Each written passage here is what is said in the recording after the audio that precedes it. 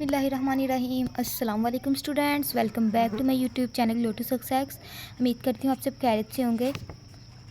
जी students, आज हमने first year की इंग्लिश की फर्स्ट वाली पोइम पढ़नी थी, जो एज आ कह लें कि लेसन नंबर 3 है। A bird came down the walk poem. तो बेसिकली इसका देखें थीम उन्होंने दिया हुआ है, यहाँ पे थीम है connecting people and nature.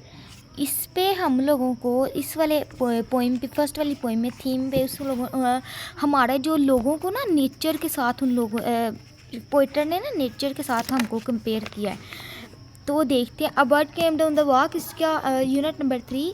Basically जो हमारा टॉपिक है वो ये है कि एक परिंदा राह गुज़र पर उतरा। एक छोटा सा परिंदा, या कोई कह लें कि कोई भी परिंदा है जो वो राह गुज़र पर उतरा।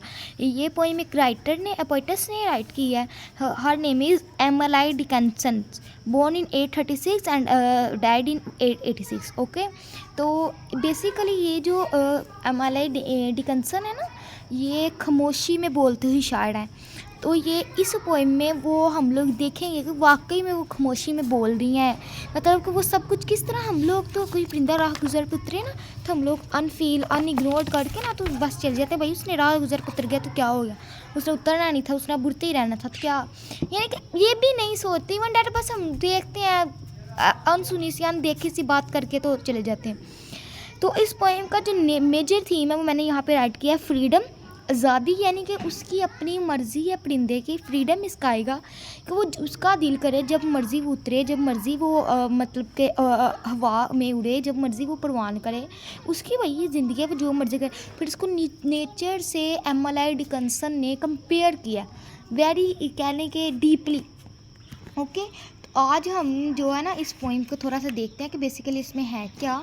ये पोइम जो है a bird came down the walk, major theme तो इसका हम लोगों ने पढ़ लिया। इस पर ना यहाँ पे पहले आप देखें, there are 5 stanza in a bird came down the walk, the stanzas are क्वार्टेन्स।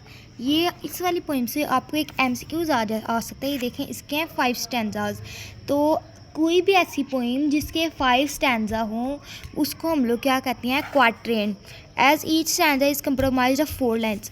Each stanza, ऐसी पोइम जिसके 4 स्टैंजा और 5 स्टैंजा लाइक डैट। ये देखें, first, second, third, fourth and 5। और ये देखें 1 2 3 4 और ये 5। और फिर ये 4 लाइनों के देखें, 1 2 3 4 1 2 3 4। तो each poem which has 4 lines and 5 stanzas which is called quatrains. Okay, तो ये इसकी थी। तो हम लोग इसको ना पढ़ते हैं। बेसिकली इसमें क्या, फर्स्ट वाली लाइन है, a bird came down the walk. Came down basically वो कहने के 2 वर्ड्स कंबाइन हो के हैं, तो इसका मीनिंग होगा उतरा। द वॉक, ठीक है, वॉक राह गुज़र पर।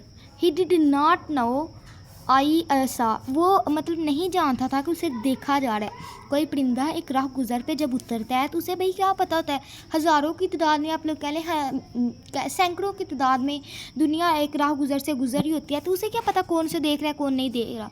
बट द एमिली डिकिंसन उसे देख रही थी, तो वो कहती है कि अब परिंदे को तो नहीं ना पता उसे वो देख रही है, तो वो कह रही ही डिड नॉट नो आई सा, परिंदा नहीं जानता था कि वो उसे देखा जा रहा है।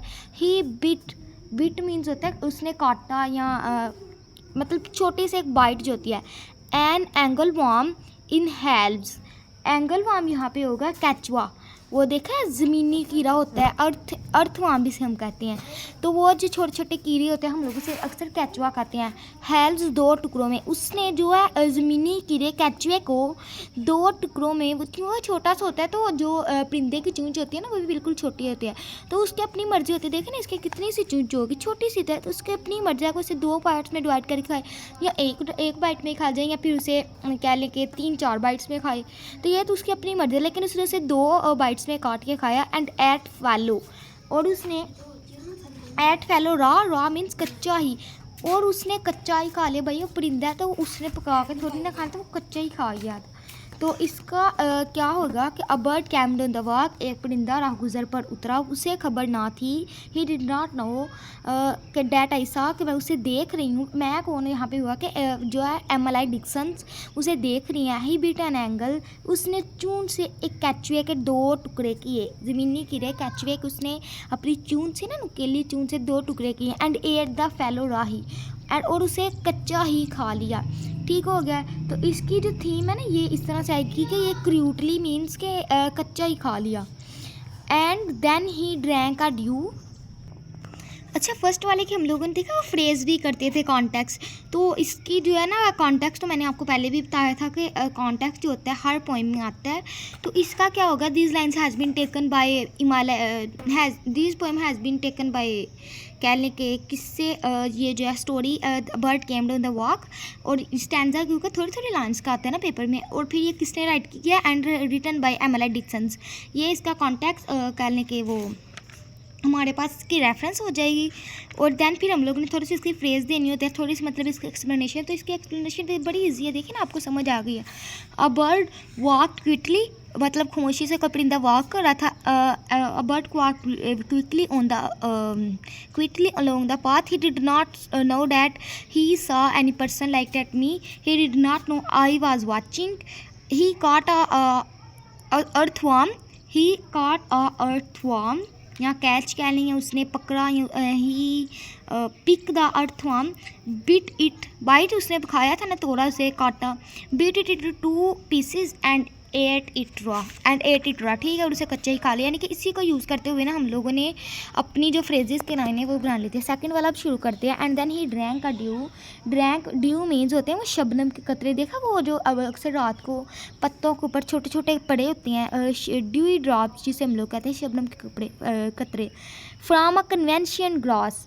कन्वेंशन आसानी से दस्तियाब, जो कि मतलब कि पत्तों पे आसानी से हमें दस्तियाब हो जाते हैं, जिसे अक्सर परिंदे पी लेते हैं।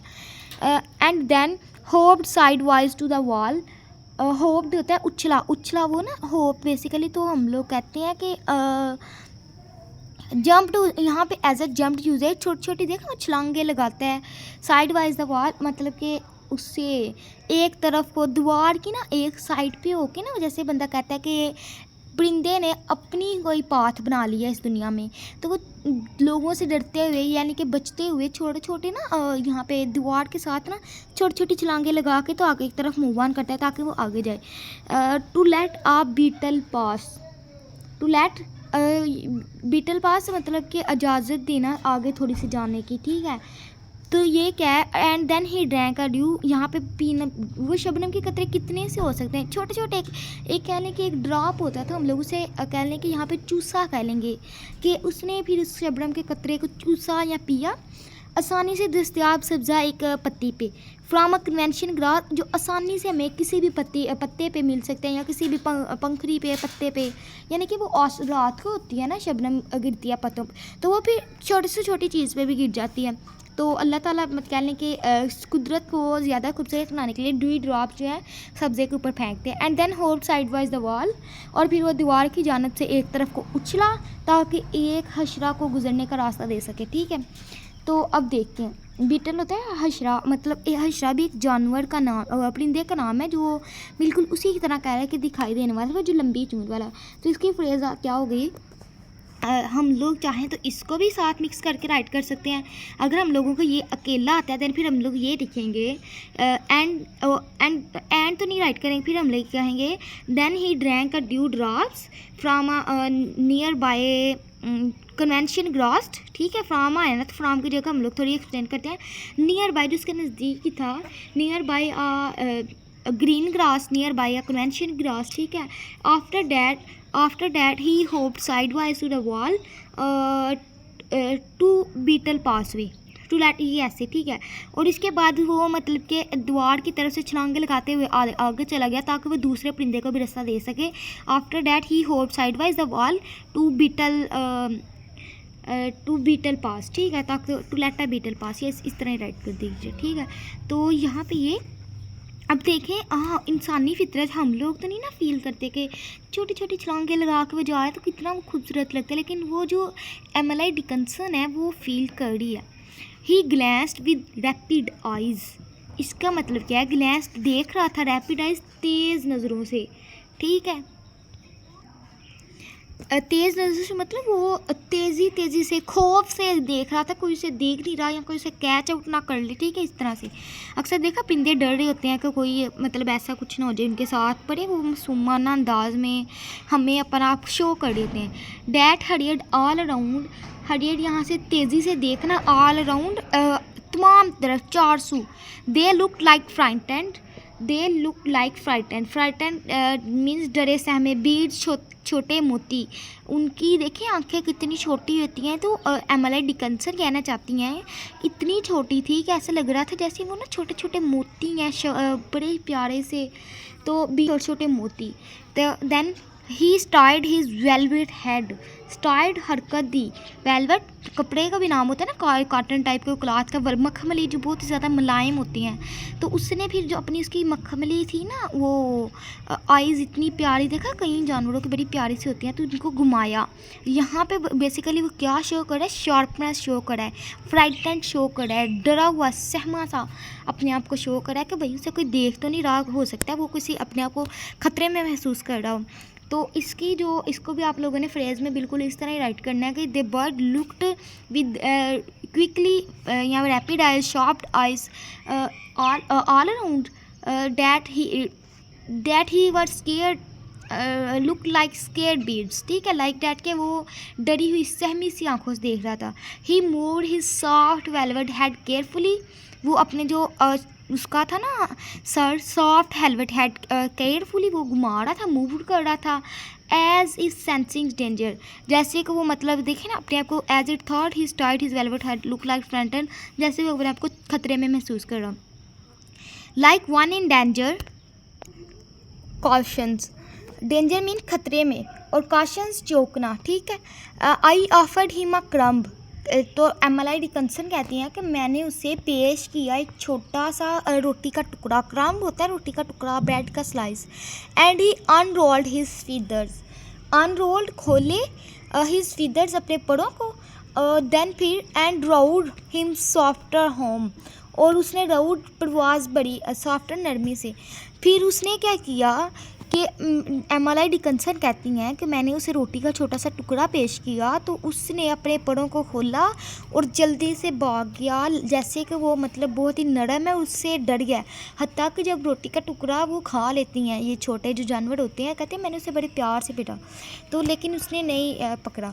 Like that one in danger, जैसे कि खतरे में हो, चौंकना, मैंने उसे रोटी का टुकड़ा एक पेश किया। And he unrolled his feather, उसने अपने पर तेज़ी से खोले और वो अपने जो कहने घर की जान परवाज कर गया, महवे परवाज हो गया, उड़ गया।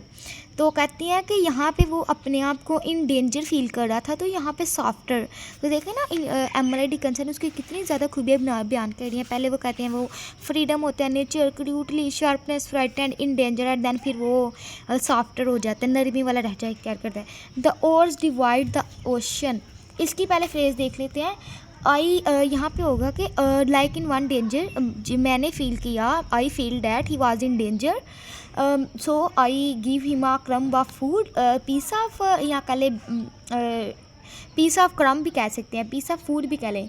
बट इंस्टेड ऑफ एक्सपेक्टिंग, हत्ता के वो इसको एक्सेप्ट करता है, but in I offered him a crumb and he rolled, and but instead of accepting he spread, या स्प्रेड कहेंगे कि ओपन तो नहीं ना करेंगे, he spread his feathers and softly flew away, और वो उड़ गया, उसने अपने पर खोले और वो उड़ गया, ठीक है। तो अब यहाँ पे नेक्स्ट वाले जो लास्ट वाला हमारा फ्रेज स्टैंजा रहेगा, उसमें वो क्या कहते हैं, the ores divide the ocean.